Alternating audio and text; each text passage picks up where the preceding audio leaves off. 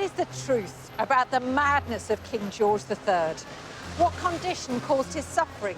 And how has fascinating recent analysis challenged long-held theories? How true are the stories about his son, the Prince Regent's gluttony and love of excess?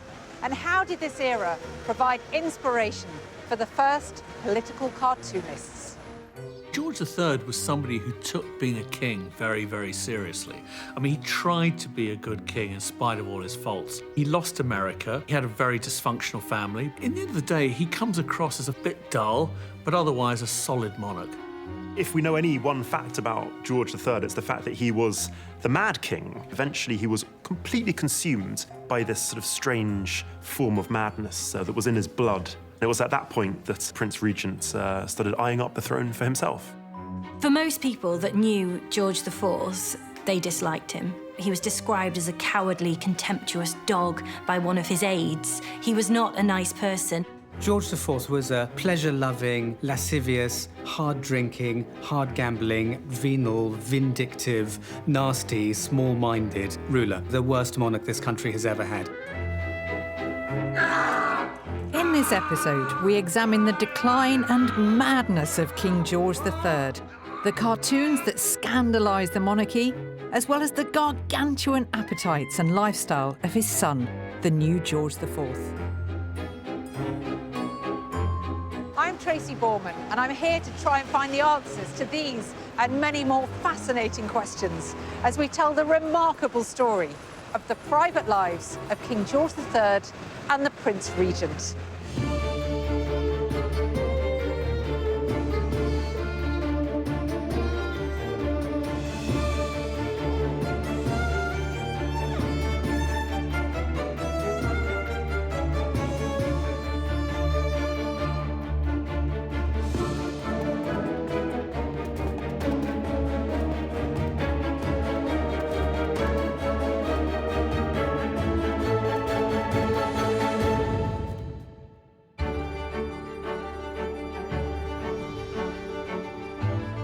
In October 1760, at the age of just 22, George William Frederick became the third Hanoverian king of Great Britain and Ireland. He was only heir to the throne because in 1751 his father, Frederick, Prince of Wales, had died from a lung abscess, which was believed to have been caused by a blow from a cricket ball. But what kind of man had ascended to the throne? And why was he known as Farmer George?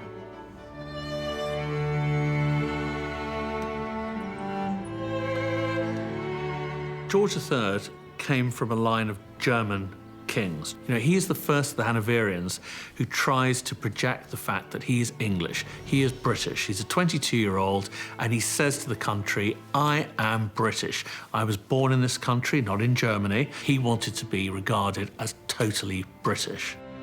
He became a monarch quite young.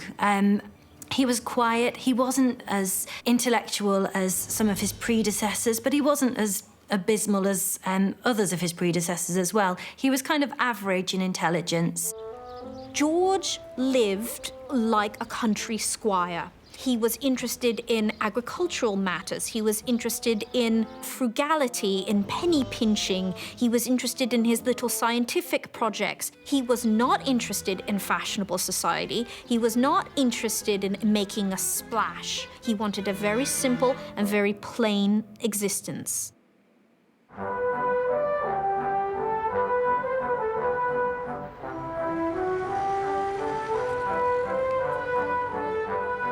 Of course, this was the era of arranged marriages, and after a thorough official search through a list of the available women in Europe, it was decided that Charlotte, the daughter of the Duke of Mecklenburg-Strelitz, was a suitable match for the new king.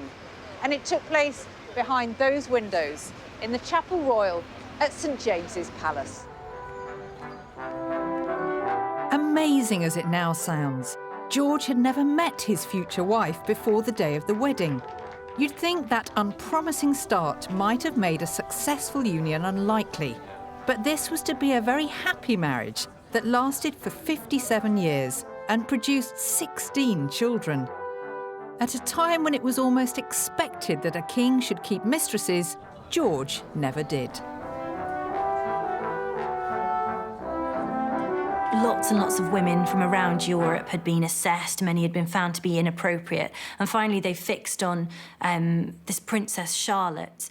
And she was chosen not because she was a great beauty, but because she was thought to be sensible and OK and open to the way of life in England, and marriage to George as well. Here was George, who married Charlotte, who was known to be this rather unattractive German princess who he had never met, who he stayed absolutely faithful to throughout his marriage.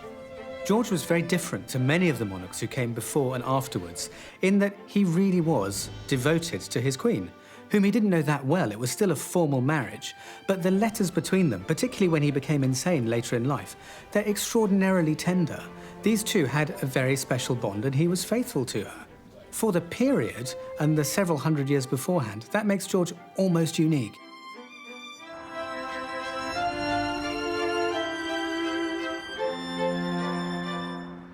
Behind me is one of the most famous buildings in the world, Buckingham Palace.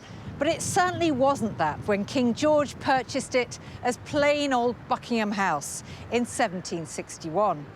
He bought it as a London retreat for his family, while his main and favoured residences were Kew Palace and Windsor Castle.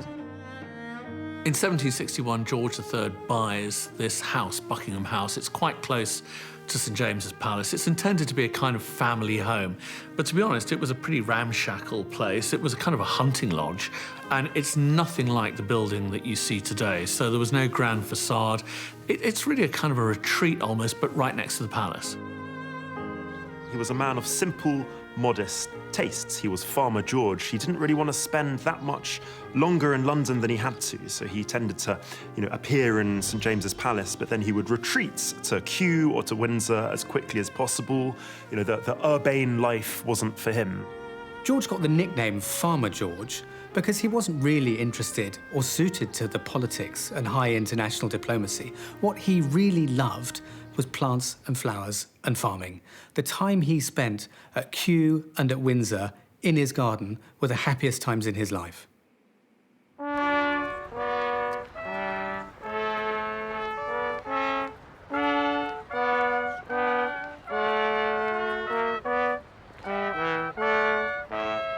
King George may have been a lot of things, but he certainly wasn't a traveller. In fact, he spent his entire life in southern England. He even took his family on holidays to the delights of the southern coast. And he loved bathing in the sea, but not as the average person does it today.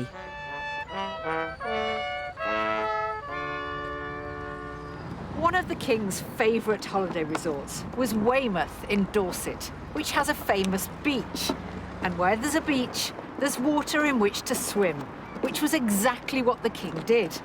However, this was not a sun lounger, beach towel, bottle of sun cream type affair. No, when George went bathing, he did so in a manner befitting his royal status. As the monarch, not just of England, but Britain as well, and a burgeoning empire, you need some time out. So he went to Weymouth. And the reason he went there was to take the waters for its kind of health-giving and therapeutic benefits. So you have to imagine George III going down to the beach. This is not like a modern beach holiday. I mean, he would go down in what was described as a bathing machine. So he'd be pushed down to the sea, and nearby was a band that would be playing God Save the King as if it wasn't there. And then he would emerge in some kind of bathing robe, because obviously you didn't show your body off in those days, and process down to the sea and cover himself in seawater in the hope that this would take away all his various ailments. He went every year to Weymouth to do this, because George, in his heart, was a creature of habit. He liked plain things. He liked to just do the same thing that he would always do.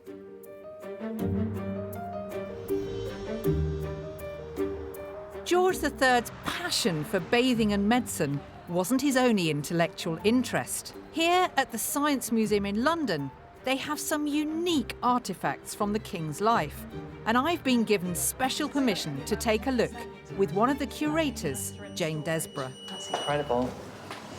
So here we are in the conservation lab. Just get the lights. Wow. Now, these look intriguing objects. What are they? So here we have two objects from the King George III collection. On the one hand, we've got the very shiny and high-end instruments made by the George Adams family of instrument makers for George III. So tell me what this was for. So this is mechanical powers apparatus, and that means mechanical powers are pulleys and levers. The demonstrator would use the different weights on these different series of pulleys. And this was very important at the time because although people had always been interested in different pulleys and the way that great weights such as stones or cargo could be lifted, they really wanted to work out the principles behind efficient lifting and choose the right kind of pulleys for the job that they needed to get done. We think of George as a Spartan, modest, almost quite a backwards figure. It's since come to light that there was another side to him, and this kind of veneer of simplicity cloaked a brilliant mind, and he was incredibly sort of scientifically acute, and he's almost left a kind of 800 sort of gadgets that he used to kind of play with and measure almost on a daily basis, and we still have his calculations based on the transit of Venus, which occurred during his reign, and the entire thing is absolutely meticulous. It's almost like he's a bit of an obsessive. So this was completely sort of hidden by the image that he used to portray to the public. If I can show you the next model. This is a model pile driver. The full-scale version would have been used in the construction of Old Westminster Bridge. Oh, really? So here we've got this print, if I can show you this, of how the pile driver worked. As you can see, it was floating on the river. There were horses that operated the capstan. If I show you on the main model here, so the horses would have turned this capstan. That would have lifted this weight over here that would have been taken up to the top and then let go to drive the piles into the riverbed. So given this was a huge part of his life, and there are, what, 800 objects, you said, in the collection, why has it been forgotten? I don't know. I mean, that's something that we here really want to push so that people understand that other side to George, because it is so important and fascinating, and he should be known as that person who was so intrigued into everything. So.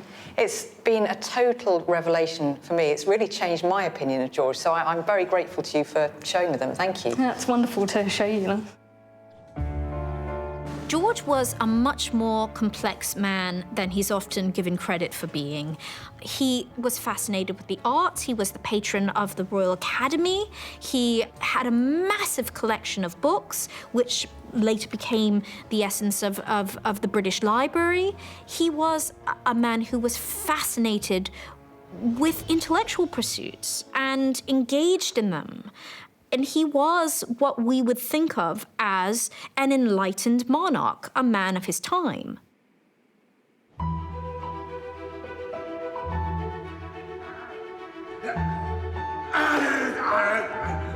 But of course, when we think of King George III, we think first of his so-called madness, the recurring bouts of terrible mental illness, which affected the king from 1788 until the end of his life. For many years, the cause of the king's illness was believed to be an inherited condition called porphyria, but very recent research has shed some doubt on that. George III had 3 very serious episodes of insanity. We don't know exactly what it was. People have come up with different ideas over the years. For a long time, it was porphyria. It's possible. People now like to talk more about a bipolar disorder, which is also possible. But what is certain is that he had serious insanity for these periods. The loss of the American colonies dealt an extremely severe psychological blow to the king. Just imagine you had this huge empire. Territorially, it was the biggest empire the world had seen since Rome, and then suddenly a whole part of it is just lopped off. It's gone, it's vanished, it's not part of Britain anymore. It was a trait of his that if he allowed himself to be upset by something, he really went into a deep state of melancholy, and this was the biggest shake-up of his life that he'd had to that date. he lost a tremendous amount of land, a tremendous amount of territory, which belonged to Britain. And so that was a personal failure. And George saw it as a personal failure. And in fact, he even drafted a resignation letter, which he never submitted. But it's unlikely that he ever fully recovered from this terrible loss. Dr. Peter Garrard from St George's University in London has studied the king's madness in detail and strongly suspects that the widely held belief that he had porphyria is in fact wrong. And he says he knows that from his detailed analysis of the king's handwriting. So Peter, what does your research tell us about the handwriting of George? I know you've looked at this in quite some depth. We have this timeline of texts and scripts of King George, which go through a period, several decades of his life, and pass through periods where he's mentally healthy, mentally unwell. And what we found was that those two types of language that he used in his letters during those two periods could be teased apart. The features of the two periods were different. So here's a letter that King George wrote in, I think, 1786. Here it is, right at the bottom. We can see it's written in this beautiful script, lovely straight lines. It's a letter to one of his members of his government, my good lord, very politely signed off with this beautiful signature at the end. And this is from a very healthy, mentally healthy period of George's life in 1786. So that's 2 years before this index period of madness occurred. And it's beautifully written, it's very neat and orderly, yes, reflecting his mind at that stage. So there's always been a certain amount of mystery about what the king was suffering from. I mean, the external symptoms were talking at a massive rate for hours on end, foaming at the mouth, saying the most bizarre things. Was that caused by a disease of the blood? I mean, people talk about his urine being blue and that it was porphyria. Some people say no, it was bipolar and it was actually the medicine that was turning his urine blue. So there's a bit of a mystery as to what he actually had. But the end result is that George III went barking mad, whatever the cause. This is a nice sequence of 4 letters, written 1779. And I think perhaps we can see in this that it's slightly less precise than before. The lines are nice and straight, but there's perhaps a little bit more variation in the size of the letters. You can see that. There's something less ordered about it, this first one there in particular.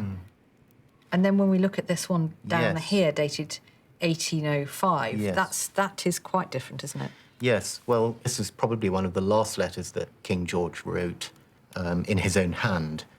It's difficult to know whether to attribute the untidiness of this to his cognitive decline or to his visual decline, and I suspect there are elements of both in that.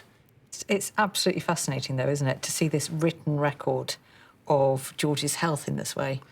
There are a lot of theories about George's quote-unquote madness. Some believe that he may have had a kind of manic-depressive bipolar disorder that he was suffering from. But he was most certainly suffering from some sort of mental disability.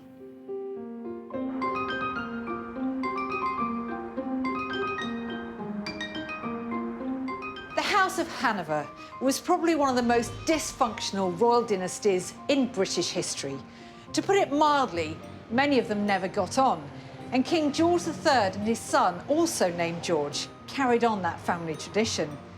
Where King George was thrifty and down to earth, his eldest son was spendthrift and dissolute. The king certainly wasn't very fond of him, and the feeling was mutual. The Georges, the Hanoverians, were very well known for having colossally dysfunctional relationships down the generations and for fathers and sons not to get on. But the relationship between George III and George IV was one of the most spectacularly dysfunctional and diametrically opposed. For as abstemious and frugal and miserly as George III was, George IV was extravagant, lazy, a womanizer, a glutton, didn't care about being a good ruler, was in it for himself, had no moral fibre. He was completely the opposite of his father. In 1783, at the tender age of 21, the prince had fallen in love with a lady called Maria Fitzherbert. In fact, he became infatuated with her. It was, as they say, never going to work. Maria was a twice-widowed commoner, 6 years his elder, and worst of all, a Roman Catholic. The Act of Settlement of 1701 barred the spouse of a Catholic from succeeding to the throne. But the prince obviously didn't see this as a problem, because he married Maria in secret in 1785. One thing that the Hanoverians liked more than anything else was a secret marriage, and this is what George IV did. He married without permission before his father died. His uncles had done the same thing. It was forbidden, but he did it anyway, and this kind of set the tone for the rest of his life. His father had had to pay his gambling debts, had to pay off women who were blackmailing him because he basically offered them huge amounts of money to go to bed with him, and they're not paid them. And then there was Maria Fitzherbert, his secret wife, his Catholic wife that the Prince Regent had married, much to the horror of his father. So his father had absolute contempt for his son. His son, in turn, you know, in the early part of the reign, obviously couldn't do anything to get his own back on his father, but once the madness descended, then there was the opportunity to get his own back on his father.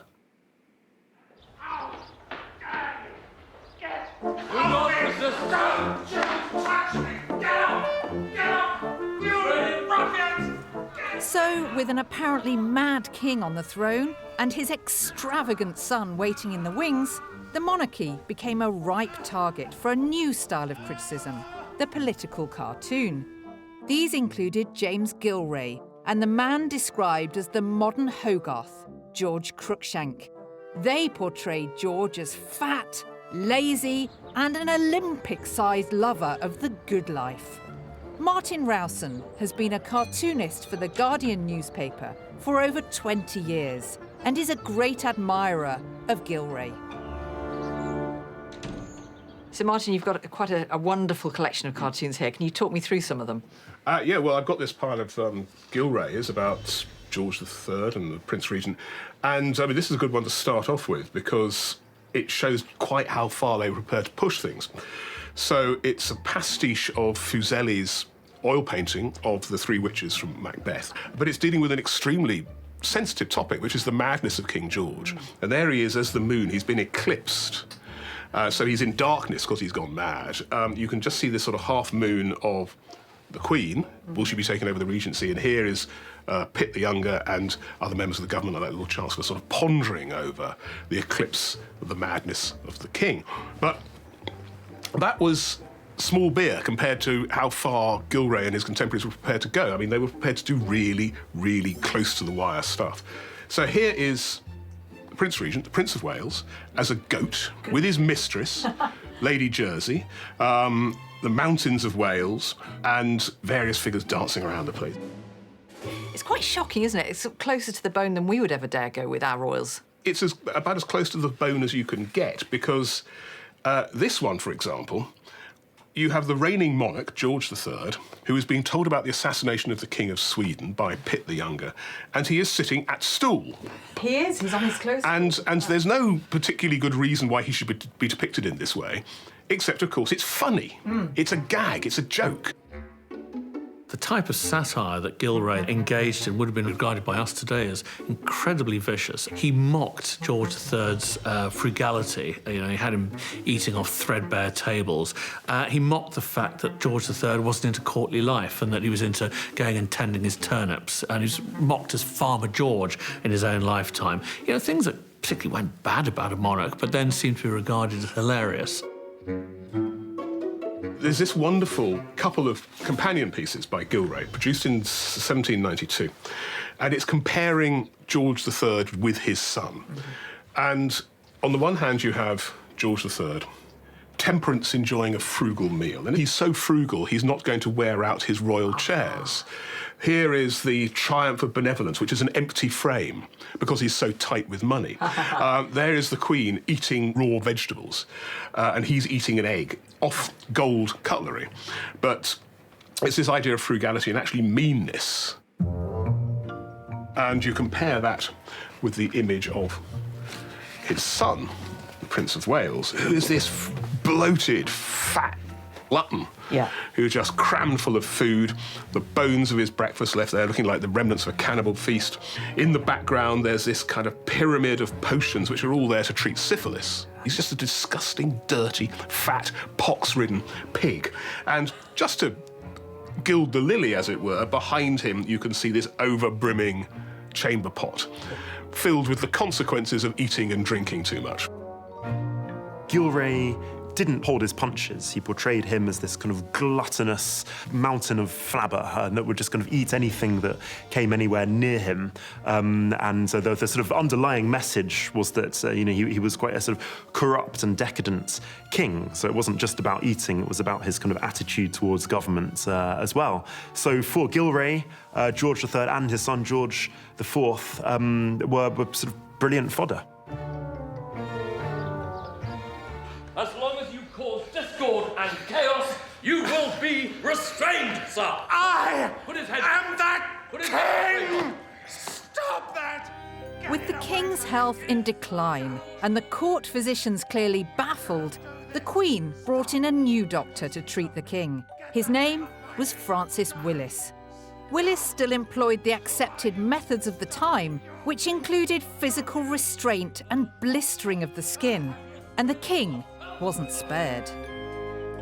Dr. Willis had trained first as a priest, and then in later life had retrained as a doctor.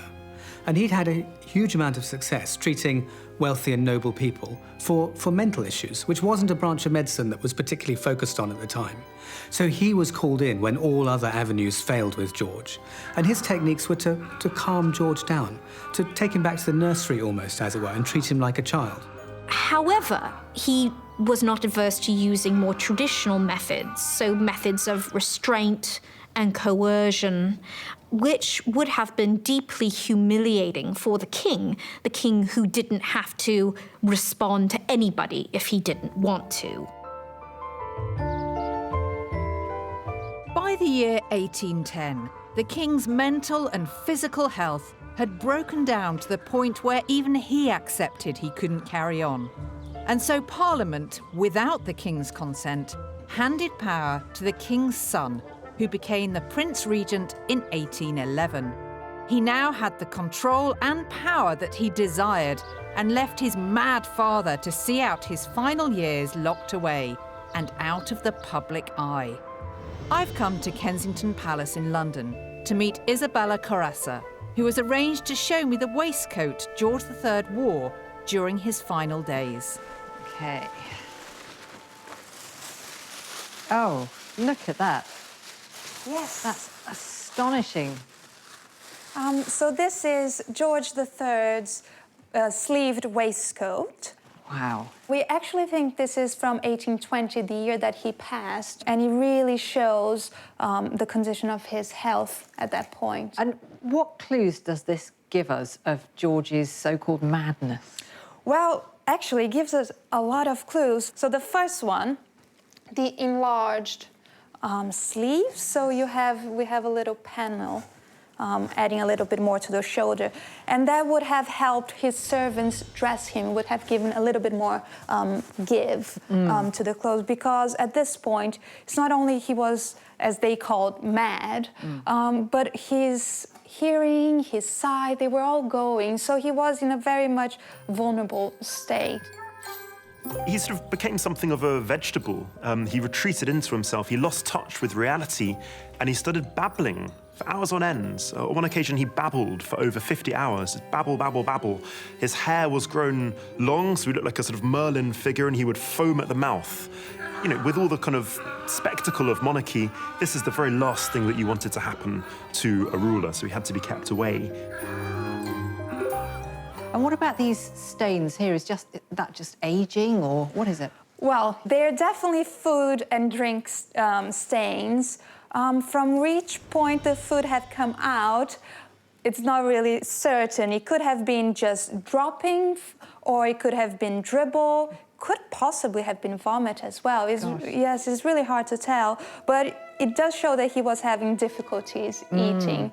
But you can definitely see, like throughout the waistcoat, this all shows how difficult those activities that today we think, you know, they're just common. Yes.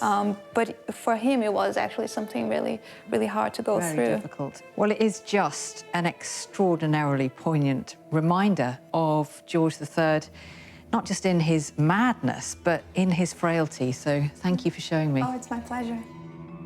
At the time when his father was in the grip of his madness, the Prince Regent was all too happy to see his father's mental state degenerate to make him unfit to rule, because he was ready to step in and take the throne.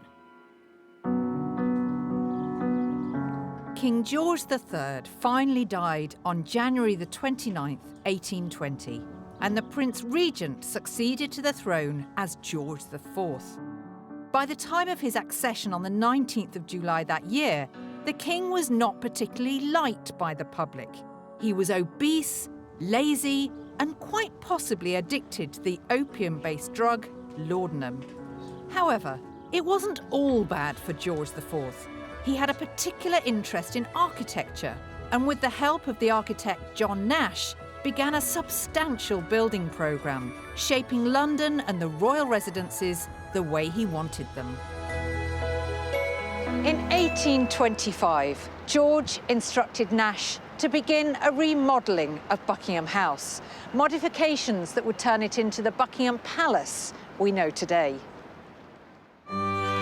His architectural legacy is still all around us in London today. If you think of places like Regent Street, one of the most famous streets in the whole of London, that was his doing with Nash. There's Regent's Park as well, there's Carlton Terrace, and most importantly, perhaps, somewhere that's so iconic of London, Buckingham Palace, and we have him to thank for that. George did not set out to do something tremendous. He wanted to basically restyle and refashion the houses that he lived in. He wanted to create something architecturally fabulous. And as a result, he ended up kind of reshaping the landscape of what we think of as modern London. So his relationship with John Nash was really quite extraordinary.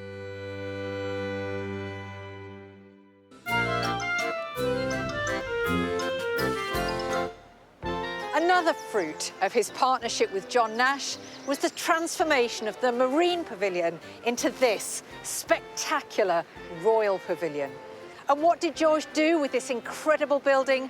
Well, he threw huge, lavish parties and banquets, and his appetite was the stuff of legend.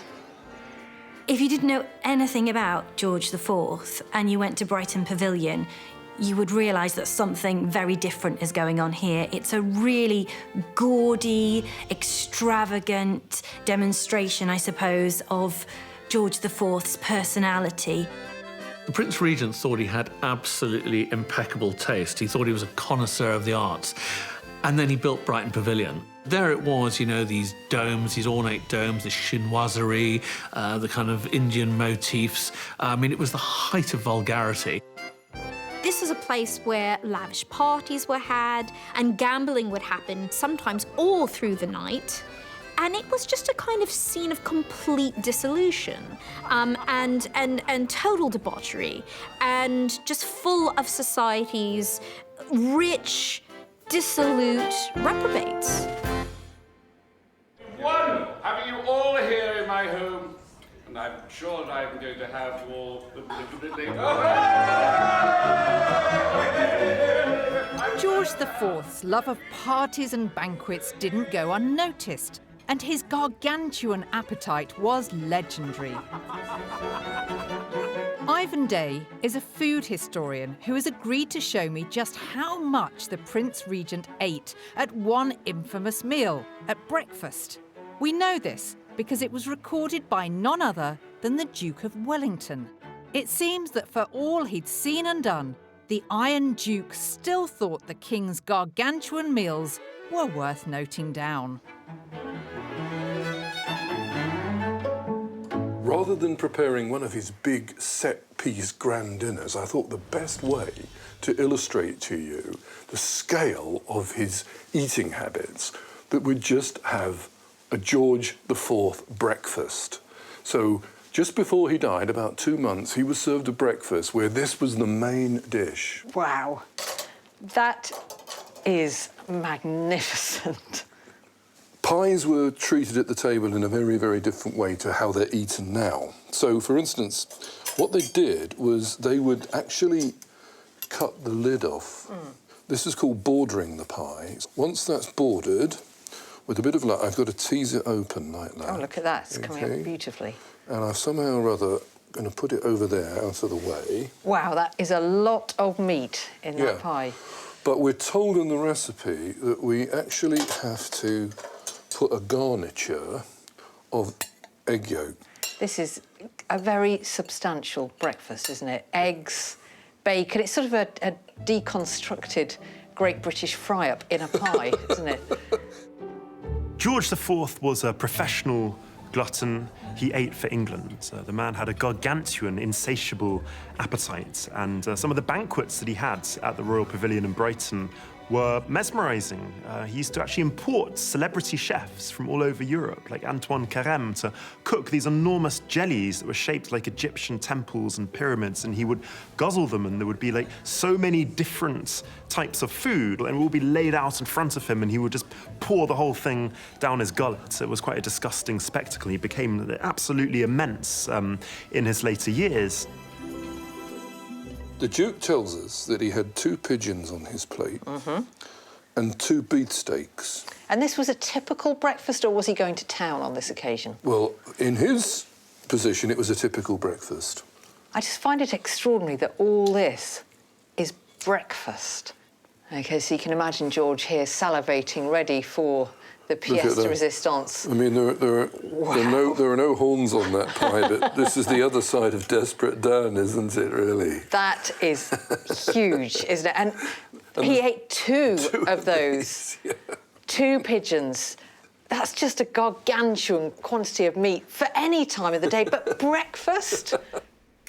By the end of his reign, I mean, this guy is enormous, and the Duke of Wellington turns up to have one of the last recorded meals with the king, with George IV.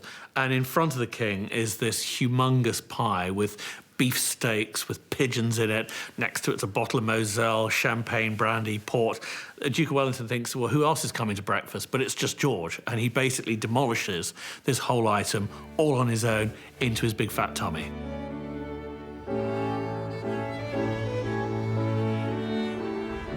Here at the famous Berry Brothers and Rudd in central London, there is a long-standing royal connection. The company still holds the seal, which allows it to deliver by royal appointment to the modern royal household. Today, they still display an extraordinary set of scales on which were recorded King George IV's weight. The facts and figures might even have been recorded in his own hand. So, Simon, what on earth is this incredible contraption? This is a set of scales, originally put in here in 1698 in order to weigh the bags of tea and coffee, which this shop originally sold, as sort of an early marketing exercise.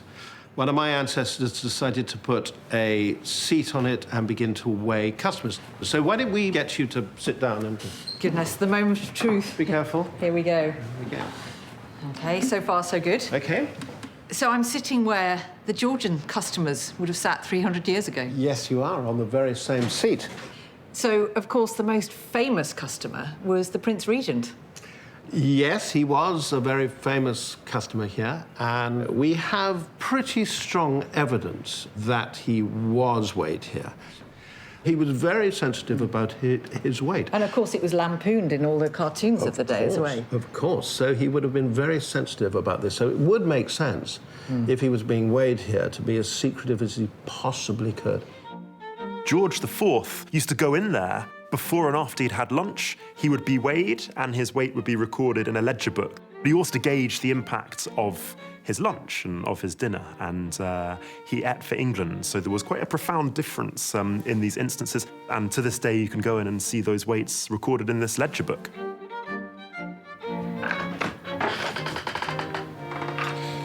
So here it is.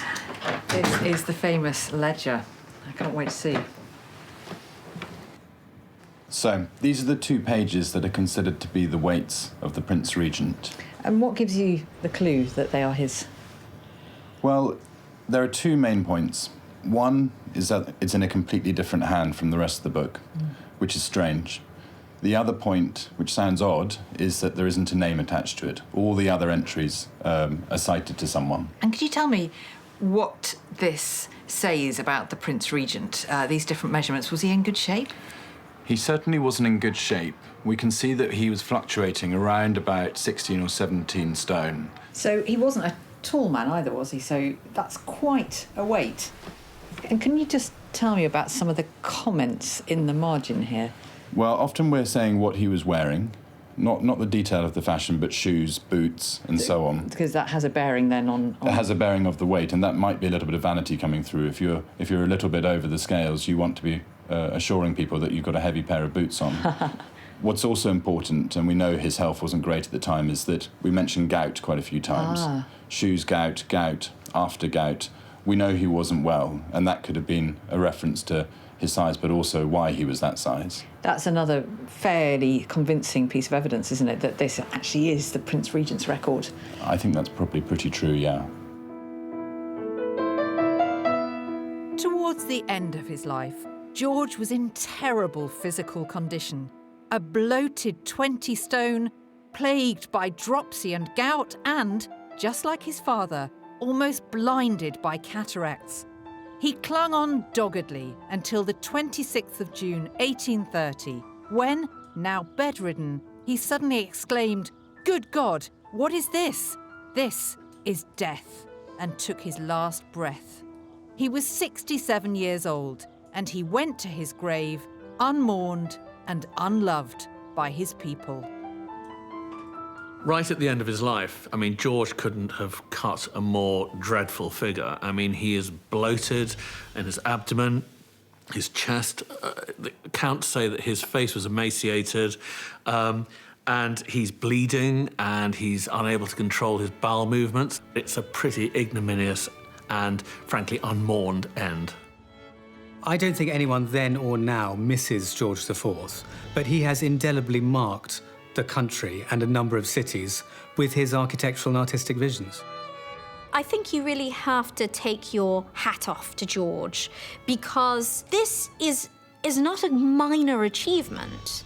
And this is something that's with us today, something that Londoners appreciate. This is part of the fabric of our landscape. This is something that people come to London to admire. And that ended the Georgian era. George III and IV may only be one digit removed, but they could hardly have been more different. George III was a pious, devoted family man, and someone of quite simple tastes, if we exclude the odd extravagant bathing trip. As for his son, George IV, well, it's sometimes said that the British monarchy's greatest achievement was to survive despite George IV. And yes, it is rather tempting to think of him as just a debauched, decadent, selfish king who died the victim of his own excesses. But at the same time, he shaped so much of what the public face of the monarchy is today. His redesigns of Buckingham Palace and Windsor Castle, and his delight in the sheer bling of royalty, rather than destroying the monarchy, set the stage for the pageantry and splendour that are their hallmark today. I'll see you next time.